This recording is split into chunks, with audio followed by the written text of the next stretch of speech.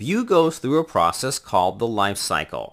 The lifecycle enables us to run code when a new instance is created.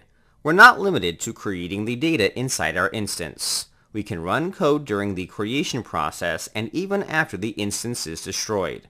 Allow me to elaborate further. Before the Vue lifecycle may begin, the instance has to be created. That's done using the view.createApp function. This function is where you pass in your settings and data for Vue to work with. During this process, Vue will begin the lifecycle. Vue will create areas within itself where we can inject code and do whatever we want. The very first thing Vue does is add reactivity to your data. This process is where it begins to watch your data for any changes. Before that happens, you have the opportunity to run some code. The first lifecycle hook that occurs is the beforeCreate hook. At this point, the Vue instance hasn't been fully created. This means you won't have access to your data or any of its methods. Once everything has been initialized, the Vue instance is ready. We're provided another lifecycle hook, which is the created hook. Unlike before, we can access the data and methods inside the Vue instance. However, Vue is not mounted to any template, nor will anything be rendered onto the page. After the Vue instance is created, it'll start looking for a template. This part of the lifecycle starts the moment we call the mount method on the application.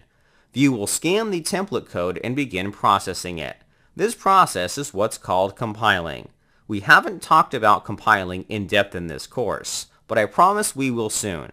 All you have to know is that this is where Vue will scan for directives, expressions, events, and bindings inside the template. Once the template is compiled, Vue will replace the content inside the element we selected with the mount method with the compiled template. Before that happens, you have the opportunity to hook into the beforeMount lifecycle hook. Once mounting is completed, you can hook into the mounted lifecycle hook. At this point, Vue has inserted itself into the document. We'll be able to see the rendered template on the document. All expressions, directives, and bindings have been processed. After the mounting phase is completed, your application will watch the data for any changes. This usually happens during events such as mouse clicks or inputs. Anytime the data has been updated, Vue will then update the template, and the cycle just repeats. We are provided two hooks during this process. The first hook is the beforeUpdate hook. This gets triggered after the data has been updated, but has not been applied to the template. The next hook is the updated hook. This hook runs once the template is patched with the updated data. These two hooks I'm introducing are mainly used for debugging. I wouldn't recommend you use them for applying changes to the data. Computed properties and watchers will cover 99% of the scenarios you come across.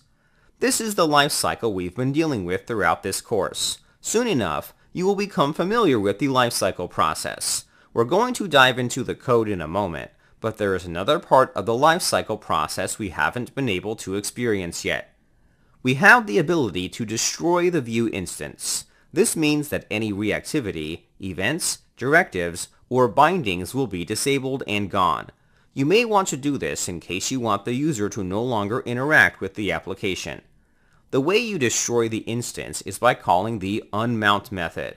Once the method has been invoked, Vue will take care of the rest and finally destroy the instance. If you call the method, there's no turning back.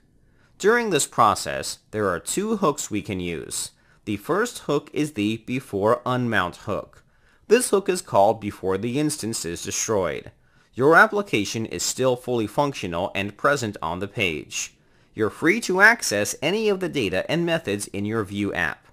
The last hook is the unmounted hook, which is triggered once the Vue instance is destroyed. You won't be able to access the instance anymore. Any data or methods will be gone and inaccessible. That's it. That's the Vue lifecycle. Now that we have an overview of things, let's learn how to use the lifecycle hooks in the next lecture.